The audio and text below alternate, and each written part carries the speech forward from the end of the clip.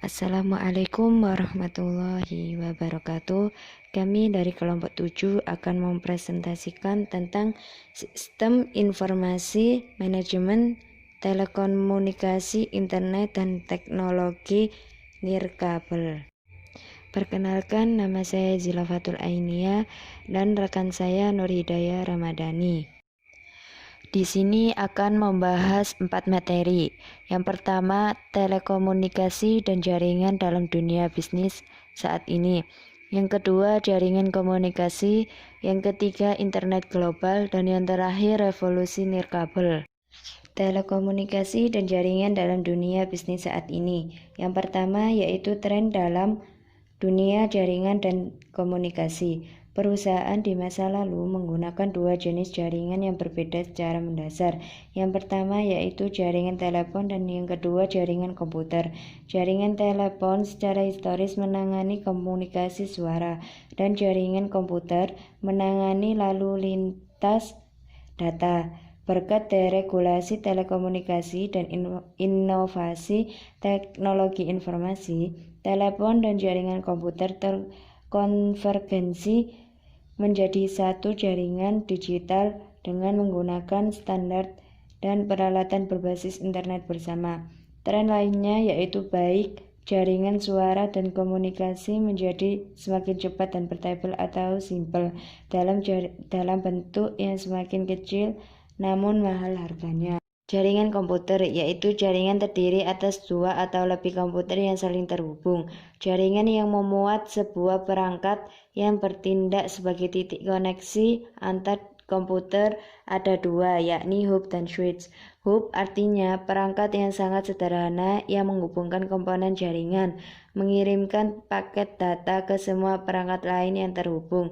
Dan yang switch artinya perangkat yang dapat menyaring dan meneruskan data ke tujuan tertentu dalam jaringan.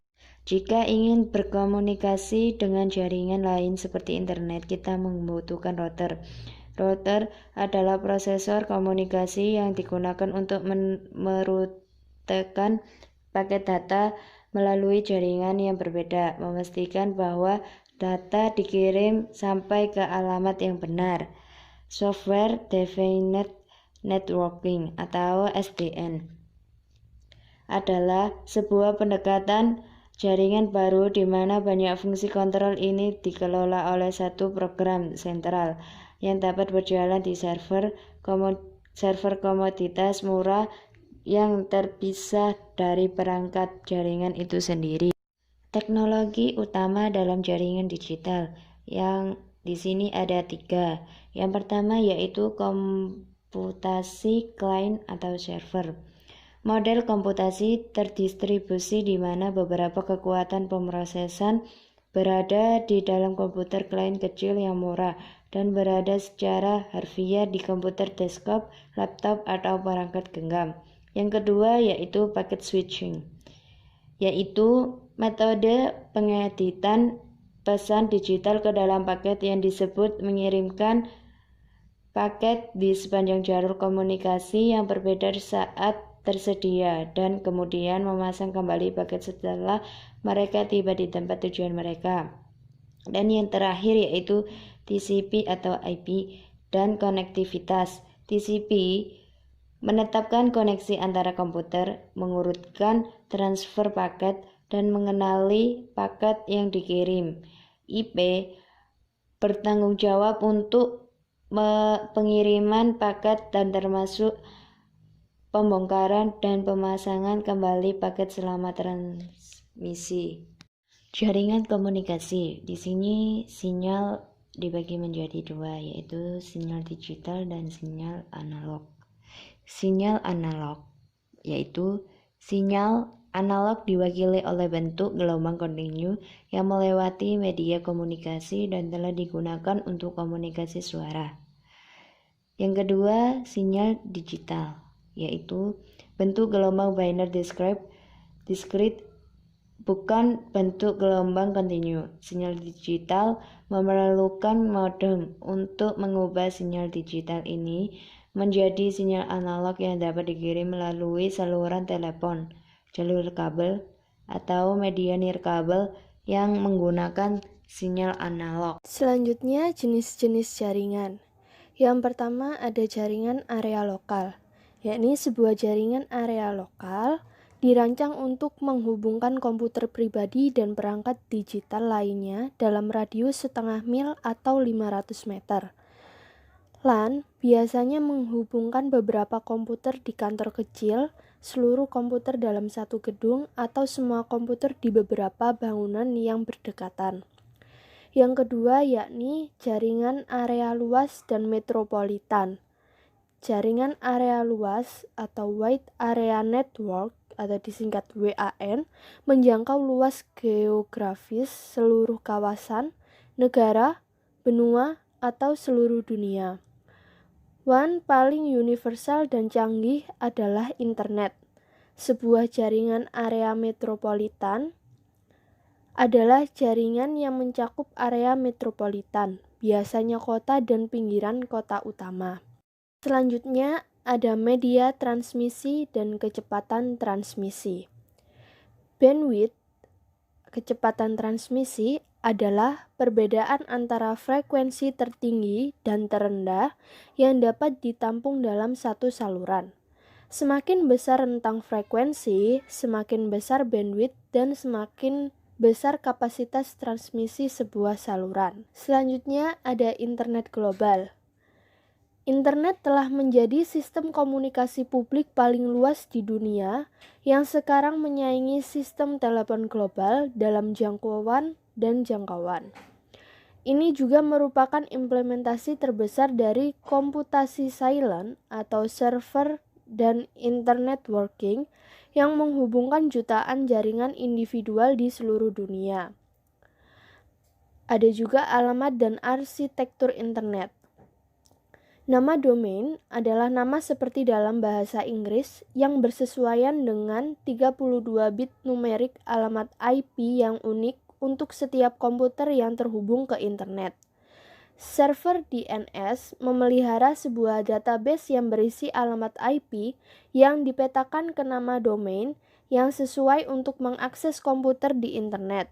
Pengguna hanya perlu menentukan nama domainnya. Lalu, ada layanan internet dan alat komunikasi.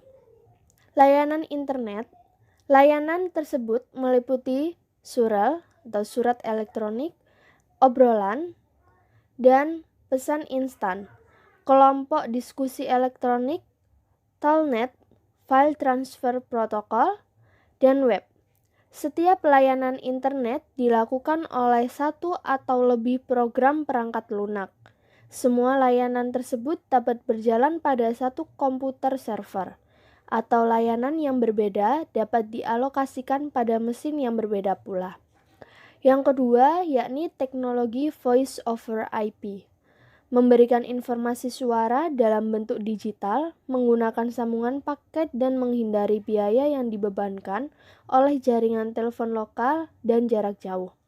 Keuntungan dari Voice over IP adalah fleksibilitasnya. Selanjutnya ada web. Sistem dengan standar yang diterima secara universal untuk menyimpan, mengambil, memformat, dan menampilkan informasi menggunakan arsitektur klien atau server. Di sini ada hypertext, yakni laman web didasarkan pada standar Hypertext Markup Language atau HTML yang merupakan format dokumen dan menggabungkan link dinamis ke dokumen lain dan gambar disimpan di komputer yang sama. Adapun Hypertext Transfer Protocol atau HTTP yang merupakan standar komunikasi yang digunakan untuk mentransfer laman di web. Ada pula web server. Server web adalah perangkat lunak untuk menemukan dan mengelola halaman web yang tersimpan. Perkembangan web sendiri ada 3. Yang pertama, web 1.0, yang kedua ada web 2.0, dan yang ketiga ada web 3.0, dan terdapat pula tambahan web masa depan. Lalu, ada juga revolusi wireless atau nirkabel. Yang pertama, sistem seluler.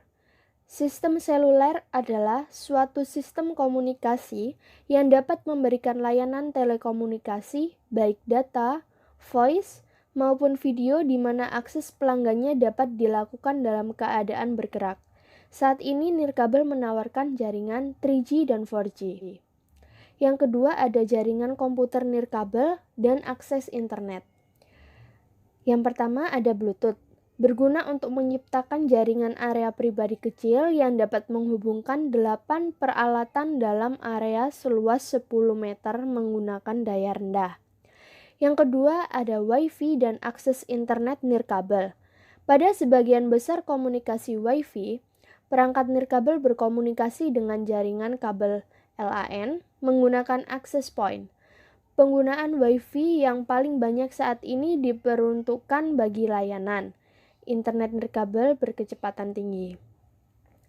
Lalu ada WiMAX.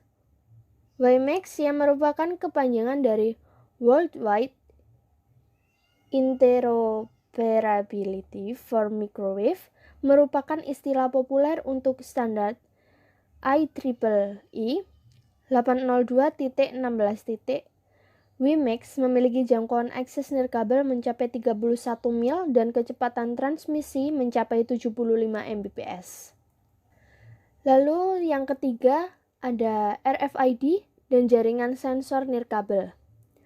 Identifikasi frekuensi radio atau RFID menyediakan teknologi yang kuat untuk melacak pergerakan barang di seluruh rantai pasokan. Sistem ini menggunakan tag kecil dengan menanamkan microchip berisi data tentang item dan lokasi untuk mengirimkan sinyal radio melalui jarak pendek ke pembaca. Lalu ada juga jaringan sensor nirkabel.